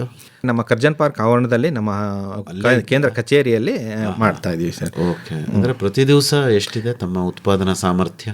ನಮ್ಮದು ಅವಶ್ಯಕತೆ ಮೇರೆಗೆ ಉತ್ಪಾದನೆ ಮಾಡ್ತೀವಿ ಸರ್. ಅದನ್ನು ನಾವು ಶೇಖರಣೆ ಮಾಡೋದಿಲ್ಲ. ದ್ರಾಕ್ಷಿ ಹಣ್ಣನ್ನು ನೇರವಾಗಿ ಆ ದಿನಕ್ಕೆ ನಾವು ಎಷ್ಟು ಬೇಕಾಗುತ್ತೆ ಅಂತ ಹೇಳಿದ್ರೆ ಈ ಬೇಸಿಗೆ ಸಮಯದಲ್ಲಿ ಹೆಚ್ಚು ನಮಗೆ ಬೇಡಿಕೆ ಇರುತ್ತೆ. ಹಾಗಾಗಿ ಆ ಬೇಸಿಗೆ ಸಮಯದಲ್ಲಿ ನಾವು 1,000-2,000 ಕಪ್ಪು ಅಷ್ಟು ಅಂತ ಹೇಳಿದರೆ ಬಾಟಲ್ಲು ಅಥವಾ ಎಷ್ಟು ಒಂದು ಕಪ್ಪು ಅಂತ ಹೇಳಿದ್ರೆ 250 ml ಆ ರೀತಿ ಅದನ್ನು ನಮ್ಮದು ಒಂದು 5-6 ಮಾರಾಟ ಪಾಯಿಂಟ್ಗಳಿದೆ. ಆ ಪಾಯಿಂಟ್ಗಳಲ್ಲಿ ನಾವು ಮಾರಾಟ ಮಾಡ್ತೀವಿ. ಅಂದರೆ DC ಆಫೀಸ್ ಹತ್ರ ಒಂದು ಪಾಯಿಂಟ್ ಇದೆ, ಕೋರ್ಟ್ ಮುಂಭಾಗದಲ್ಲಿ ಒಂದು ಪಾಯಿಂಟ್ ಇದೆ, ರೈಲ್ವೆ ಸ್ಟೇಷನಲ್ಲಿ ಒಂದು ಪಾಯಿಂಟ್ ಇದೆ, ನಮ್ಮದು ಬಸ್ ಸ್ಟ್ಯಾಂಡ್ ಪಕ್ಕನೇ ಒಂದು ಪಾಯಿಂಟ್ ಇದೆ. ಅಲ್ಲಿ ಒಬ್ಬ ಮಾರಾಟಗಾರನ ಆ ದಿನ ಬೆಳಗ್ಗೆ ನಾವು ತಾಜಾ ದ್ರಾಕ್ಷಿ ರಸನ ಉತ್ಪಾದನೆ ಮಾಡಿ ಅದನ್ನ ಆ ದಿನಕ್ಕೆ ಅವ್ರದ್ದು ನೋಡಿಕೊಂಡು ಅದರಲ್ಲಿ ಎಷ್ಟು ಮಾರಾಟ ಆಗ್ತಿದೆ ಅನ್ನೋದು ನೋಡ್ಕೊಂಡು ಅಷ್ಟನ್ನೇ ಉತ್ಪಾದನೆ ಮಾಡ್ತಾ ಇದ್ದೀವಿ ಸರ್. ದ್ರಾಕ್ಷಿ ರಸ ಒಂದೇನಾ ಉಪಕ್ರಮ ಅಥವಾ ಬೇರೆ ಏನಾದರೂ ಮಾಡಿದ್ದೀರಾ? ನಿಮ್ಮಲ್ಲಿ ಈ ದಸರಾ ವಸ್ತು ಪ್ರದರ್ಶನಕ್ಕೆ ಹೋಗ್ಬಿಟ್ರೆ ಅಲ್ಲಿ ಮಿಕ್ಸ್ಡ್ ಫ್ರೂಟ್ ಜಾಮು ಜ್ಯೂಸು ಏನೇನೋ 108 ಮಾರ್ತಾ ಇರ್ತಾರೆ. ಓಕೆ, ಇನ್ನು ಬೇರೆಯವರೆಲ್ಲ ಮಾಡ್ತಾ ಇದ್ದಾರೆ. ಆ್ಯಸ್ ಆಫ್ ನಾವು ಅದಕ್ಕಿನ್ನು ಪ್ರಯತ್ನ ಪಟ್ಟಿಲ್ಲ. ಕೆಲವೊಂದು ಟೈಮ್ ಈ ಕಟ್ ಫ್ರೂಟ್ಸ್ ಎಲ್ಲ ಮಾಡಿ ಮಾರಾಟ ಮಾಡ್ತೀವಿ. ವಿವಿಧ ಹಣ್ಣುಗಳನ್ನ ಕಟ್ ಮಾಡಿಬಿಟ್ಟು ಒಂದು ಪ್ಲೇಟಲ್ಲಿ ಹಾಕಿ ಮಾರಾಟ ಮಾಡುವಂಥದ್ದನ್ನು ಮಾಡ್ತಾ ಇದೀವಿ. ಈಗ ನಮ್ಮಲ್ಲಿ ಒಂದು ಸ್ವಲ್ಪ ಸಿಬ್ಬಂದಿ ಕೊರತೆ ಇರೋದ್ರಿಂದ ನಾವು ಅದಕ್ಕೆ ಇನ್ನು ಹೆಚ್ಚು ಹೋಗಿಲ್ಲ. ಈಗ ನಾವು ದ್ರಾಕ್ಷಿ ರಸವನ್ನು ನಿರಂತರವಾಗಿ ಮಾರಾಟ ಮಾಡ್ತಾ ಇದೀವಿ. ಅದಕ್ಕೆ ಗ್ರಾಹಕರಿಂದನೂ ತುಂಬ ಹೆಚ್ಚಿಗೆ ಬೇಡಿಕೆ ಇದೆ, ಪ್ರಶಂಸೆನೂ ಇದೆ, ಮತ್ತು ಅದಕ್ಕೆ ಸಂಸ್ಥೆಗೂ ಕೂಡ ಅದರಿಂದ ಉಪಯೋಗ ಆಗಿದೆ ಸರ್. ರೈತರನ್ನ ಗ್ರಾಹಕರ ಜೊತೆ ನೇರವಾಗಿ ಬೆಸೆಯುವಂತಹ ಒಂದು ಒಳ್ಳೆ ಪ್ರಯತ್ನ ಹಾಪ್ಕಾಮ್ಸ್ದು. ಹೌದು ಸರ್. ಮತ್ತೆ ತಾವು ಸಹಕಾರಿ ರಂಗದಲ್ಲಿ ಕೆಲಸ ಮಾಡ್ತಾ ಇದ್ದೀರಿ ಅನ್ನೋದು ತಮ್ಮ ಇನ್ನೊಂದು ಹೆಗ್ಗಳಿಕೆ. ಹೌದು ಸರ್. ಹೌದು ಸರ್. ಹಾಗಾಗಿ ಈಗ ದ್ರಾಕ್ಷಾ ರಸದೊಂದಿಗೆ ಬೇರೆ ತರಹದ ಉತ್ಪನ್ನಗಳನ್ನು ಮಾಡುವಂತಹ ಪ್ರಯತ್ನಗಳು ರಾಜ್ಯದಲ್ಲಿ ಬೇರೆ ಕಡೆ ಎಲ್ಲರೂ ನಡೆದಿದೆಯಾ? ಓಕೆ, ನಮ್ಮ ಈ ಲಾಲ್ಬಾಗ್ ಬೆಂಗಳೂರು ಹಾಪ್ಕಾಮ್ಸ್ ಇದೆ. ಬೆಂಗಳೂರು ಹಾಪ್ಕಾಮ್ಸು ಅದು 2-3 ಜಿಲ್ಲೆ ವ್ಯಾಪ್ತಿಯಲ್ಲಿ ಕೆಲಸ ಮಾಡ್ತಾ ಇದೆ. ಕೋಲಾರ, ಚಿಕ್ಕಬಳ್ಳಾಪುರ, ಬೆಂಗಳೂರು ಅರ್ಬನ್ನು, ರೂರಲ್ಲು. ಅದು ಬೆಂಗಳೂರು ನಗರದಲ್ಲಿ ಸುಮಾರು ಮಳಿಗೆಗಳಿದೆ. ಅಲ್ಲಿ ಅವರು ಈ ಮಾವಿನ ಜ್ಯೂಸ್ ಮಾಡೋವಂಥದ್ದು, ದ್ರಾಕ್ಷಿ ಜ್ಯೂಸ್ ಮಾಡೋವಂಥದ್ದು, ಇನ್ನು ಬೇರೆ ಈ ಕಲ್ಲಂಗಡಿ ಜ್ಯೂಸು ಈ ಥರದ್ದನ್ನೆಲ್ಲ ಅಲ್ಲಿ ಪ್ರಯತ್ನ ಮಾಡ್ತಾ ಇದ್ದಾರೆ ಸರ್. ಇಲ್ಲಿ ಮೈಸೂರಲ್ಲಿ ಆಸ್ ಆಫ್ ನಾವು ಈಗ ದ್ರಾಕ್ಷಿ ರಸ ಒಂದೇನೋ ಮಾಡ್ತಾ ಇದ್ದೀರಿ. ಅದೇ ಏನಾದರೂ ಹೊಸ ಪ್ರಯತ್ನಗಳು ನಡೆಯೋ ಸಾಧ್ಯತೆ ಇದೆಯಾ ಮೈಸೂರಲ್ಲಿ? ಹೌದು, ಉನ್ನತವಾದ ಆಧುನಿಕವಾಗಿ ಒಂದು ಜ್ಯೂಸ್ ಉತ್ಪಾದನಾ ಘಟಕವನ್ನು ಪ್ರಾರಂಭ ಮಾಡಬೇಕಂತ ಹೇಳ್ಬಿಟ್ಟು ಆಡಳಿತ ಮಂಡಳಿಯಲ್ಲಿ ಎಲ್ಲ ಚರ್ಚೆ ಮಾಡಿಬಿಟ್ಟು ಅದಕ್ಕೆ ಒಂದು ಕಾರ್ಯಕ್ರಮಗಳನ್ನ ನಿಗದಿಪಡಿಸ್ಕೊಂಡಿದ್ದಾರೆ. ಆ ನಿಟ್ಟಿನಲ್ಲಿ ಕ್ರಮ ಕೈಗೊಳ್ತಾ ಇದ್ದೀವಿ ಸರ್. ಹಾಪ್ಕಾಮ್ಸ್ ಇರೋದ್ರಿಂದ ಏನು ಅನುಕೂಲ ಆಗಿದೆ ರೈತರಿಗೆ ಅಂತ ತಮಗನ್ಸುತ್ತೆ ಇಂದೂಧರ್ ಅವರೇ? ರೈತರೇ ಸೇರಿಕೊಂಡು ಮಾಡಿರ್ತಕ್ಕಂಥ ಒಂದು ಸಂಸ್ಥೆ. ಅಲ್ಲಿ ಏನು ಮಾರುಕಟ್ಟೆಯಲ್ಲಿ ಬೆಲೆ ನಿಗದಿ ಆಗ್ತಾ ಇರೋವಂಥದ್ದು ಈ ನಮ್ಮ ಹಾಪ್ಕಾಮ್ ಸಂಸ್ಥೆಯಲ್ಲಿ ನಾವು ಬೆಲೆ ನಿಗದಿ ಮಾಡ್ತೀವಲ್ಲ ಆ ಬೆಲೆನೇ ಸುಮಾರು ನಮ್ಮ ಈ ಮೈಸೂರು ಸುತ್ತಮುತ್ತ ಜಿಲ್ಲೆಯ ರೈತರಲ್ಲಿ ಒಂದು ಬೇಸಾಗಿ ಕನ್ವರ್ಟ್ ಆಗಿದೆ. ಹಾಗಾಗಿ ಆ ಬೆಲೆ ನಿಗದಿ ಮಾಡಬೇಕಾದ್ರೆ ಹಾಪ್ಕಾಮ್ಸ್ ರೋಲು ಮುಖ್ಯ ಆಗಿದೆ. ಇದು ಅಂದರೆ ಇಲ್ಲಿ ಬೆಲೆ ನಿಗದಿ ಮಾಡಿ ಈ ಬೆಲೆನೇ ನಾವು ಸುಮಾರು ಗ್ರಾಹಕರು ಮತ್ತು ಮಾರಾಟಗಾರರು ಎಲ್ಲ ಡಿಪೆಂಡ್ ಆಗ್ತಾ ಇರೋದು, ಇಷ್ಟು ನಾವು ಕೊಡಬೇಕು ಅಂತ. ಸರ್, ನಿಮ್ಮ ಬೆಲೆ ಏನಿದೆಯಲ್ಲ ಇದನ್ನ ತಾವು ಬೇರೆ ವೇದಿಕೆಗಳಲ್ಲಿ ಡಿಸ್ಪ್ಲೇ ಮಾಡ್ತೀರಾ ಅಥವಾ ಬರೀ ನಿಮ್ಮ ಹಾಪ್ಕಾಮ್ಸ್ ಮಳಿಗೆ ಮುಂದೆ ಮಾತ್ರ ಹಾಕ್ತೀರಾ? ಇಲ್ಲ, ನಾವೆಲ್ಲೂ ಡಿಸ್ಪ್ಲೇ ಮಾಡ್ತಾ ಇಲ್ಲ. ಬಟ್ ಅಂತ ಹೇಳಿದ್ರೆ ಈ ಮಾರಾಟಗಾರರು ನಮ್ಮ ಹಾಪ್ಕಾಮ್ ಸಂಸ್ಥೆಯ ಬೆಲೆಯನ್ನೇ ನಾವು ಮೂಲ ಬೆಲೆಯನ್ನಾಗಿ ಪರಿಗಣನೆ ಮಾಡಿ ಅದರ ಮೇಲೆ ಅವರು ಪ್ರೊಕ್ಯೂರ್ಮೆಂಟ್ನ ಮಾಡ್ತಾ ಇದ್ದಾರೆ ಸರ್. ಅಂದರೆ ನೀವು ಈಗ ಪ್ರೈಸ್ ಫಿಕ್ಸರ್ ಆಗ್ಬಿಟ್ಟಿದ್ರಿ? ಹೌದು ಸರ್. ಒಂದು ರೀತಿ ದರವನ್ನು ನಿಗದಿ ಮಾಡಿ ಇದು ಮಾಡುವಂಥದ್ದು. ಹೌದು ಸರ್, ಅದು ರೀತಿ ರೈತರಿಗೆ ಅನುಕೂಲ ಆಗಿದೆ ಸರ್. ಕೃಷಿ ನಿರಂತರ, ಹಾಗೆ ಕಲಿಕೆಯೂ ನಿರಂತರ. ಕೃಷಿಗೆಲ್ಲಿದೆ ಅಂತ್ಯ, ಆರಂಭವೇ ನಿತ್ಯ. ಹೊಸ ಪೀಳಿಗೆ ಯುವ ಶಕ್ತಿಗೆ ಮುನ್ನಡೆಯಲು ಬೇಕು. ಆತ್ಮೀಯರೇ, ಕೃಷಿ ಸಂಶೋಧನಾ ಸಂಸ್ಥೆಯೊಂದಿಗೆ ಬೇಸಾಯ ಕಲಿಯುವ ಆಸಕ್ತಿ ನಿಮಗಿದೆಯೇ? ನವೀನ ತಾಂತ್ರಿಕತೆಗಳನ್ನು ಜಮೀನಿನಲ್ಲಿ ಅಳವಡಿಸುವ ಆಸೆಯೂ ಇದೆಯೇ? ಹಾಗಿದ್ದರೆ ತಪ್ಪದೇ ಆಲಿಸಿ ಕೃಷಿ ದೀವಿಗೆ. ಕೃಷಿ ದೀವಿಗೆ ಹೊಸ ಬೆಳಕಿಗೆ ಬೇಕು.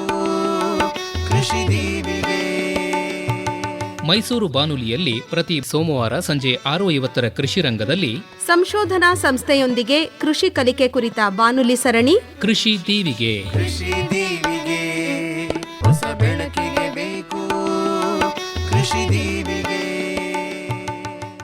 ಸರ್, ಮೈಸೂರು ಅಂತಿದ್ದಾಗೆ ಜನ ನೆನಪಿಸ್ಕೊಳ್ಳೋದು ಈ GI ಕ್ರಾಪ್ಗಳನ್ನ. ಹೌದು ಸರ್. ನಂಜನಗೂಡು ರಸಬಾಳೆ, ಹೌದು ಸರ್. ಮತ್ತೆ ಮೈಸೂರು ಚಿಗುರೆಲೆ, ಹೌದು ಸರ್. ಮೈಸೂರು ಮಲ್ಲಿಗೆ. ಹೌದು ಸರ್. ಹೌದು ಸರ್. ಈ GI ಬೆಳೆಗಳ ಬಗ್ಗೆ ಹಾಪ್ಕಾಮ್ಸ್ ಏನು ಆಲೋಚನೆ ಮಾಡಿಲ್ವೇ? ನಂಜನಗೂಡು ರಸಬಾಳೆಯನ್ನು ವಿಶೇಷವಾಗಿ ನಮ್ಮ ಮಳಿಗೆಗಳಲ್ಲಿ ಎಲ್ಲ ಮಾರಾಟ ಮಾಡ್ತಾ ಇದ್ದೀವಿ. ಅದರಲ್ಲಿ ವಿಶೇಷತೆ ಅಂತ ಅಂದರೆ ನಾವು ನೇರವಾಗಿ ಅದನ್ನು ಬೆಳೆಗಾರರಿಂದ ಪರ್ಚೇಸ್ ಮಾಡಿಬಿಟ್ಟು ನಾವು ಮಾರಾಟ ಮಾಡ್ತಾ ಇದ್ದೀವಿ. ಬೆಲೆ ಅಂತ ಹೇಳಿದ್ರೆ ಕಂಪೇರಿಟಿವ್ಲಿ ನಂಜನಗೂಡು ರಸಬಾಳೆ ಹೊರಗಡೆ ಮಾರಾಟ ಮಾಡೋದಕ್ಕೂ ನಮ್ಮ ಮಳಿಗೆಗಳಲ್ಲೂ ಬೆಲೆ ಕಡಿಮೆ ಇರೋದ್ರಿಂದ ಗ್ರಾಹಕರು ಇಲ್ಲಿ ಹೆಚ್ಚು ಆಕರ್ಷಿತರಾಗಿ ಬಾಳೆಯನ್ನು ಪರ್ಚೇಸ್ ಮಾಡ್ತಾ ಇದ್ದಾರೆ ಸರ್. ಮತ್ತು ಚಿಗುರೆಲೆ ಮತ್ತು ಇವು ನಮ್ಮದು ಮೈಸೂರು ಮಲ್ಲಿಗೆ ಅವೆಲ್ಲ ತುಂಬ ಪೆರಿಷೇಬಲ್ ಆಗಿರೋದ್ರಿಂದ ನಮ್ಮ ಮಳಿಗೆಯಲ್ಲಿ ಮಾರಾಟ ಮಾಡ್ತಾ ಇಲ್ಲ. ಆ ಬಗ್ಗೆ ಮುಂದಿನ ದಿನಗಳಲ್ಲಿ ಕ್ರಮ ಕೈಗೊಳ್ತೀವಿ ಸರ್. ಅದೇ ನೀವು ಹೂವು ಮಾರಲ್ಲ?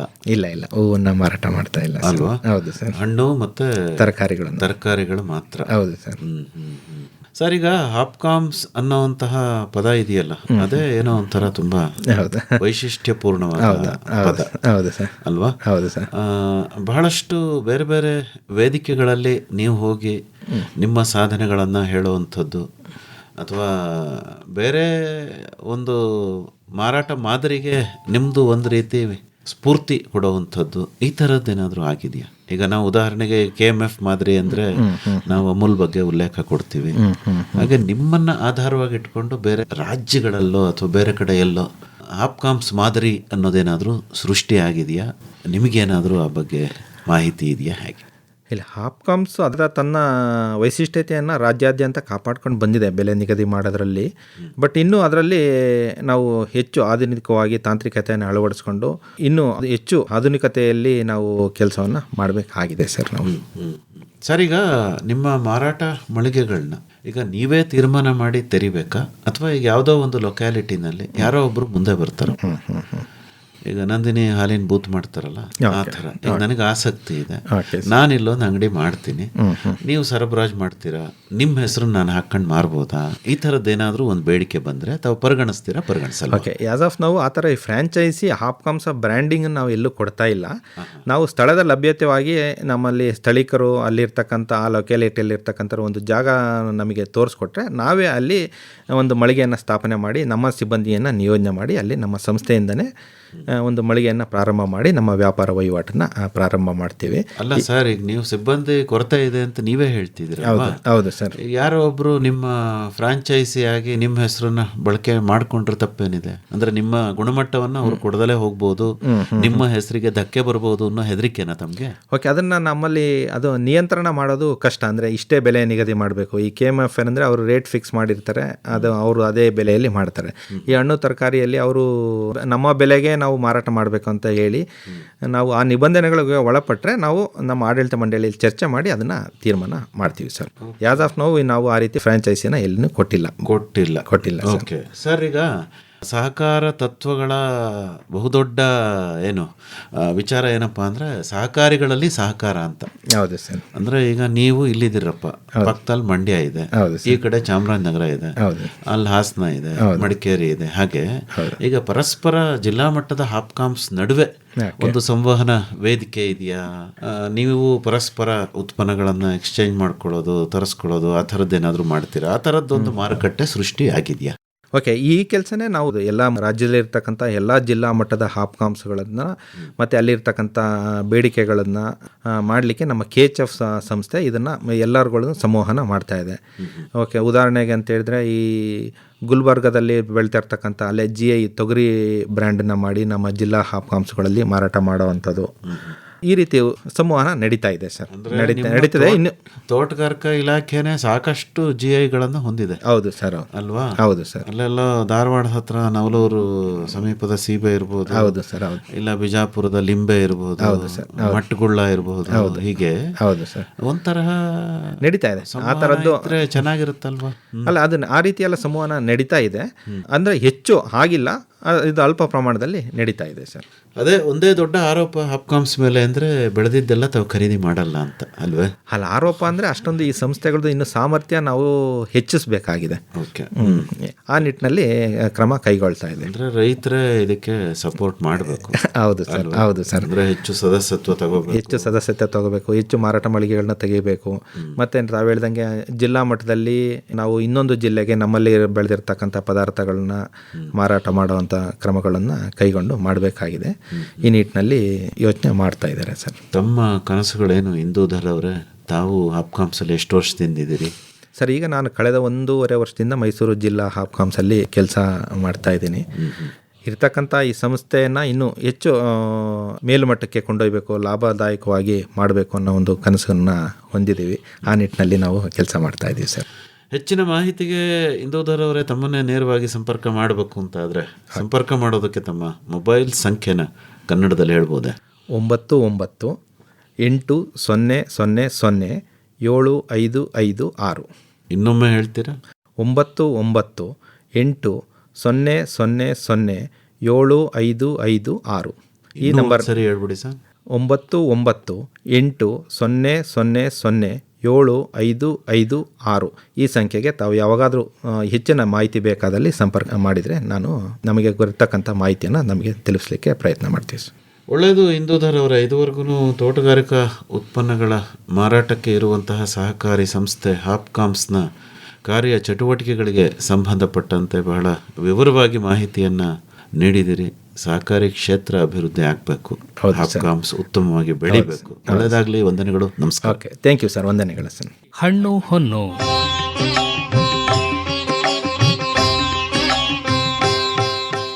ಹಾಪ್ಕಾಮ್ಸ್ ಮೂಲಕ ತೋಟಗಾರಿಕಾ ಉತ್ಪನ್ನಗಳ ಮಾರಾಟವನ್ನು ಕುರಿತು ಮೈಸೂರು ಜಿಲ್ಲಾ ಹಾಪ್ಕಾಮ್ಸ್ನ ವ್ಯವಸ್ಥಾಪಕ ನಿರ್ದೇಶಕರಾದ ಎಸ್ಎಂ ಇಂದೂಧರ್ ಅವರೊಂದಿಗೆ ಸಂದರ್ಶನವನ್ನು ಕೇಳಿದಿರಿ. ಮುಂದಿನ ಕಾರ್ಯಕ್ರಮದಲ್ಲಿ ಮಾಗಿ ಉಳುಮೆ ಪ್ರಾಮುಖ್ಯತೆಯನ್ನು ಕುರಿತ ನೇರ ಫೋನ್ ಇನ್ ಕಾರ್ಯಕ್ರಮವಿದೆ. ಭಾಗವಹಿಸುತ್ತಾರೆ ಕೃಷಿ ಇಲಾಖೆಯ ಉಪನಿರ್ದೇಶಕರಾದ ಡಾಕ್ಟರ್ ಜಿಎಚ್ ಯೋಗೀಶ್ ಹಾಗೂ ಮೈಸೂರು ತಾಲೂಕು ಯಲಚನಹಳ್ಳಿಯ ತೋಟಗಾರಿಕಾ ಮಹಾವಿದ್ಯಾಲಯದ ಸಹಾಯಕ ಪ್ರಾಧ್ಯಾಪಕರಾದ ಡಾಕ್ಟರ್ ಜಿಕೆ ರಾಮೇಗೌಡ.